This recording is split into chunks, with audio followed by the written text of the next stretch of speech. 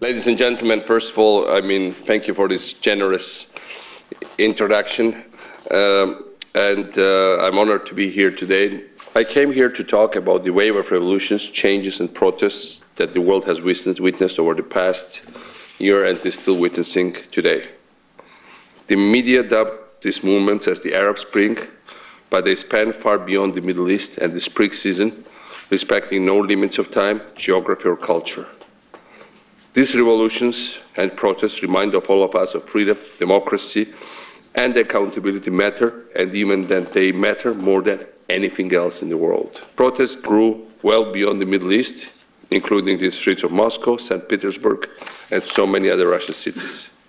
And without a clear map, we can turn for guidance to a series of events that shared several common elements for the velvet revolutions of the late 80s to the color revolutions of the early 2000s, including the one in my own country that the CNN graciously, by accident, baptized as Rose Revolution.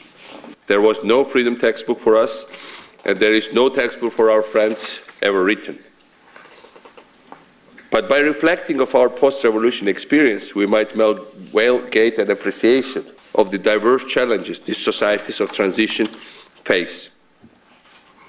Our peaceful, popular revolution brought a power of young people who want to change the fate of their country and whom I was privileged to lead. Obviously, we had no clear answers how to fix the country and turned out to be in worse shape than we had thought. In 2003, Georgia was an utterly failed state. Our overreaching priority was a full frontal assault against corruption. Corruption was a virus that has affected all our institutions, rotting and crippling them. Just yesterday, the World Bank issued a major new study entitled Fighting Corruption in Public Services, chronicling Georgia's reforms. There are summaries of this study outside the hall, but let me quote to you what it becomes the most heartening observation the World Bank made. Georgia's success destroys the myth that corruption is cultural and gives hope to reformers everywhere who aspire to clean up the public services. The cliché that some cultures, people or religions are inherently corrupt or allergic to transparency has been proven absolutely wrong in my country. Our ambition was clear: to give the people the sense that they own their state. Only a mental revolution could lead to the Western transformation of our society.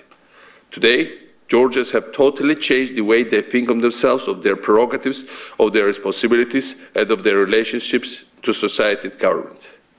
Of course, many of our reforms have not produced the results we have hoped to achieve, and we are still very much at work in progress. But nobody can reverse or suppress the transformation that happened in Georgia. Woodrow Wilson had it right when he said, "Liberty has never come from government. Liberty has always come from the subjects of it." So that's my tribute primarily to Georgian people. Those who thought that corruption was inherently a Georgian phenomenon, they severely underestimated my people. Those who thought that by nature we were criminal, and now we are the safest country in Europe, they severely underestimated my people. Those who thought that Georgian people could be bought by fake promises, some breathtaking illusions, not through real things, at the elections, they severely underestimated and underestimate my people. Those who think that Georgian people will ever give up a very difficult, full of resistance road to fighting for freedom in exchange of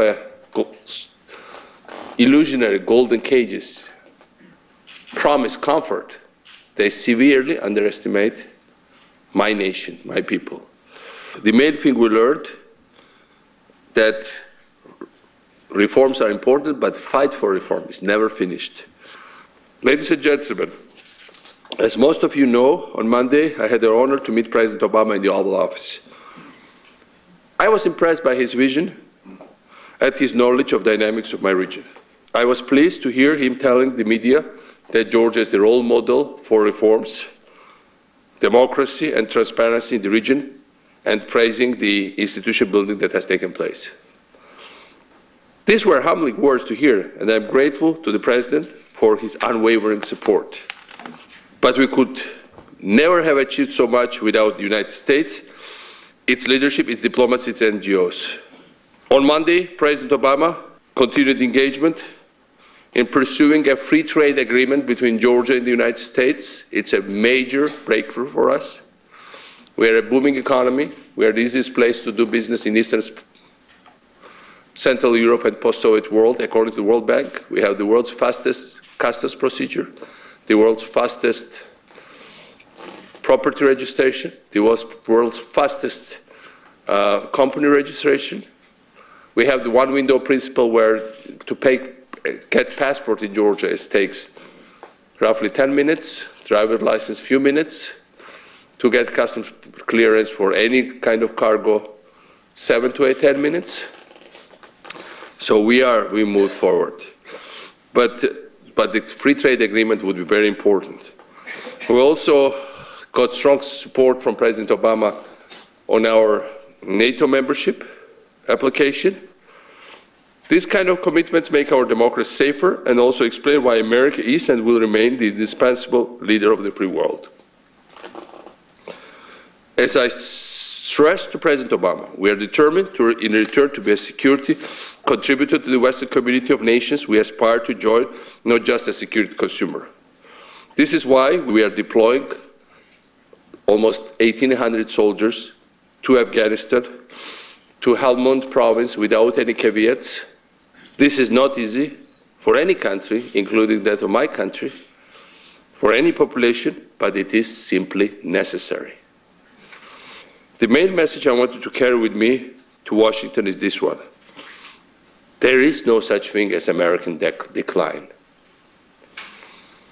Despite the economic problems and the doubts about the future, 2011 has shown that the values on which America is based are on the rise. People all around the world are ready to risk their lives for these values. This is a fantastic message of hope, and this is what really matters in the end of the day. It means that authoritarian models might look strong and present impressive growth rates, but they propose no credible and universal alternative. It was a mistake to proclaim the end of history after the fall of the Berlin Wall, and to think that the progress of liberal democratic values in the world would not be challenged anymore. Let's not make the opposite mistake now. Let's not give in to pessimism, depression, and relativism. Let's not overlook the universal call for freedom that we are witnessing in the most diverse part of the world. Let's not allow cynical people or isolationists to prevail. Those people who think that, well, America's age is over, because America is not an empire. It's not certainly empires of the past. It's an idea. It's a force for good. Thank you so much.